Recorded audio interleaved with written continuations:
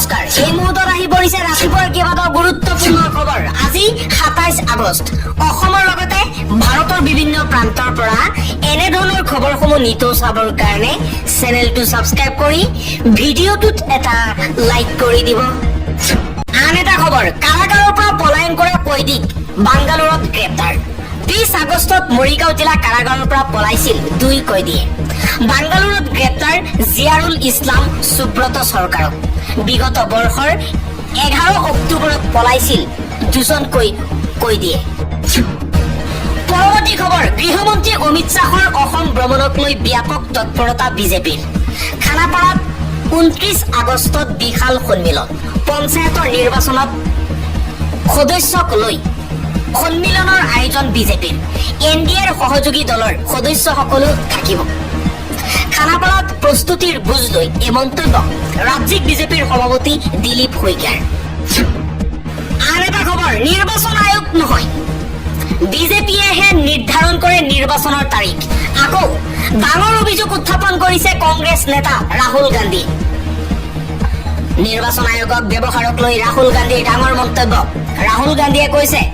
নিৰ্বাচনৰ তাৰিখ নিৰ্বাচন আয়োগে নহয় বিজেপিয়ে নিৰ্ধাৰণ কৰে বিহাৰত ভোটাৰ ৰাইট যাত্ৰাত অংশগ্ৰহণ কৰি কংগ্ৰেছ নেতা তথা লোকসভাৰ বিৰোধী দলপতি ৰাহুল গান্ধীয়ে পুনৰ নিৰ্বাচন আয়োগৰ বিৰুদ্ধে অভিযোগ উত্থাপন কৰিছে তেওঁ কৈছে যেতিয়া মহাৰাষ্ট্ৰ আৰু হাৰিয়ানাৰ নিৰ্বাচন আহে তেওঁলোকে প্ৰথমে তাৰিখ সলনি কৰে প্ৰধানমন্ত্ৰীয়ে সিদ্ধান্ত লয় কোন নিৰ্বাচন আয়ুক্ত হ'ব ইয়াৰ পূৰ্বে ৰাহুল গান্ধীয়ে অভিযোগ কৰে যে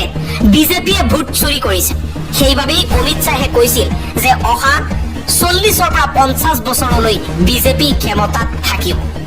তেওঁ কয় সংবিধানত কোৱা হৈছে যে প্ৰতিজন ভাৰতীয়ৰ ভোটাধিকাৰ আছে সংবিধান অবিহনে আপোনাৰ কোনো অধিকাৰ নাথাকিব বিহাৰৰ সাজাৰামৰ পৰা আৰম্ভ হোৱা ৰাহুল গান্ধীৰ ৰেলী মঙলবাৰে মধুবনীত উপস্থিত হয় য'ত বিকাশশীল ইনসান পাৰ্টিৰ প্ৰতিষ্ঠাপক মুকেশ সাহনিও উপস্থিত থাকে পৰৱৰ্তী খবৰ বিজেপি চৰকাৰে 10 বছৰ ক্ষমতাত থকাৰ পিছতো অনুপ্ৰৱেশকাৰী আহিয়েই আছে অসম চৰকাৰক তীব্ৰ সমালোচনা সাংসদ গৌৰৱ গগৈৰ প্ৰায় 10 বছৰ ধৰি বিজেপিৰ ক্ষমতাত থকাৰ পাছতো কিয় অবৈধ অনুপ্ৰৱেশকাৰীয়ে সীমান্ত পাৰ হৈ আহি আছে প্ৰশ্ন উত্থাপন কৰিছে সাংসদ গৌৰৱ গগৈ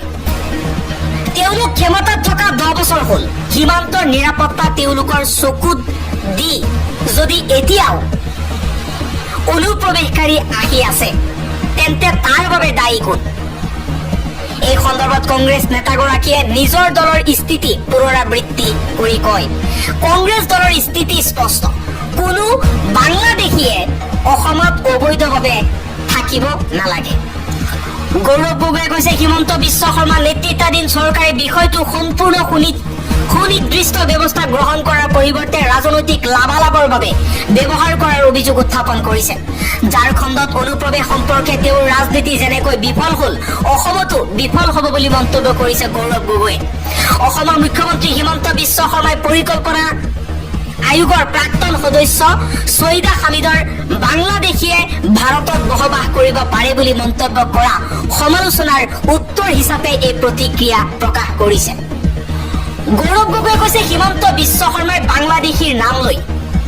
ৰাজনীতি কৰিছে ভোট বেংকৰ ৰাজনীতি কৰিছে কিন্তু বাংলাদেশীৰ সমস্যা সমাধান কৰাত তেওঁলোক কাম কৰা নাই জনতাৰ পৰা 5টা মতামত বিচাৰিছে নিৰ্বাচন আয়োগে ভোটাৰ তালিকাৰ পুনৰীক্ষণ হ'ব লাগে নে নালাগে তালিকাৰ পৰা মৃত ব্যক্তিৰ নাম আঁতৰাব লাগে নে নালাগে এগৰাকী ভোটাৰৰ নাম দুটা স্থানৰ পৰা আঁতৰাই এটা স্থান দিব লাগে নে নালাগে অন্য স্থানত বসতি স্থাপন কৰা লোকৰ নাম পূৰ্বৰ স্থানৰ পৰা আঁতৰাব লাগে নে তালিকাৰ পৰা বিদেশীৰ নাম আঁতৰাব লাগে নে নালাগে এই 5টা মতামত এতিয়া নিৰ্বাচন আয়োগে জনতাৰ পৰা বিচাৰিছে আন এটা ব্ৰেকিং নিউজ উৰিয়াম ঘাটত পুনৰ আৰম্ভ হৈছে প্ৰশাসনৰ উচ্ছেদ অভিযান নগাৰ বাধাকো নেওচি আজি পুনৰবাৰ উৰিয়াম ঘাটত প্ৰশাসনৰ বৃহৎ উচ্ছেদ অভিযান দেখিবলৈ পোৱা গৈছে ৫টাৰো অধিক বলডজাৰ লগাই ভাঙিছে ঘৰ দুৱাৰ উৰিয়াম ঘাটত পূৰ্ণগতিত আৰম্ভ হৈছে উচ্ছেদ অভিযান ৫টাৰো অধিক মছজিদ মাদ্ৰাছাত বলডজাৰৰ কোব ১ নং মধুপুৰ ৰাণানগৰ আৰু হাতীডুবিত চলিছে এই উচ্ছেদ অভিযান হাতীডুবিৰ ১০৭টা পৰিয়ালৰ বাসগৃহ উচ্ছেদ কৰিছে প্ৰশাসনে ৩০খনৰো অধিক বলডজাৰ লগাই ভাঙি দিয়া হৈছে ঘৰ দুৱাৰসমূহ আৰু উৰিয়াম ঘাটত পুনৰবাৰ এই উচ্ছেদ অভিযান আৰক্ষী বন বিভাগ চিআৰপিএফ বাহিনী নগা আৰক্ষী ৰাণানগৰত ৫৪ পৰিয়ালত চলিছে উচ্ছেদ অভিযান আৰু পুনৰবাৰ উৰিয়াম ঘাটত আজিৰ দিনটোত প্ৰশাসনৰ এই বৃহৎ উচ্ছেদ অভিযান দেখিবলৈ পোৱা গৈছে আৰু আজি উৰিয়াম ঘাটত উচ্ছেদ অভিযান চলি থকাৰ মাজতেই উচ্ছেদিত ৰাইজৰ মাজত হাহাকাৰ আমি গৰীয়া মানুহ আমি মিয়া মানুহ নহয় মিয়াৰ দৰে আমি পলাই নাযাওঁ কিয় উচ্ছেদ কৰিছে আমাক এবাৰ গৰীয়া মানুহক উচ্ছেদ কৰিছে প্ৰশাসনে আৰু তাৰ পিছতে এতিয়া সৰব হৈ পৰিছে খিলঞ্জীয়া মুছলমান গৰীয়া লোকসকল আমি গৰীয়া মানুহ আমি মিয়া মানুহ নহয় গৰীয়া মৰিয়াৰ ঘৰ নাভাঙো বুলি কৈছিল হিমন্ত বিশ্ব শৰ্মাৰ বিজেপি চৰকাৰে গৰীয়া মানুহক কিয় উচ্ছেদ কৰিছে বুলি প্ৰশ্ন উত্থাপন কৰিছে ৰাইজে মোৰ ছোৱালীজনী কলেজত পঢ়ি আছে তাই এতিয়া কেনেকৈ পঢ়িব ল'ৰাটো নৱম শ্ৰেণীত পৰীক্ষা আছে তাৰ কেনেকৈ পৰীক্ষা দিব মোৰ সন্তানে মোৰ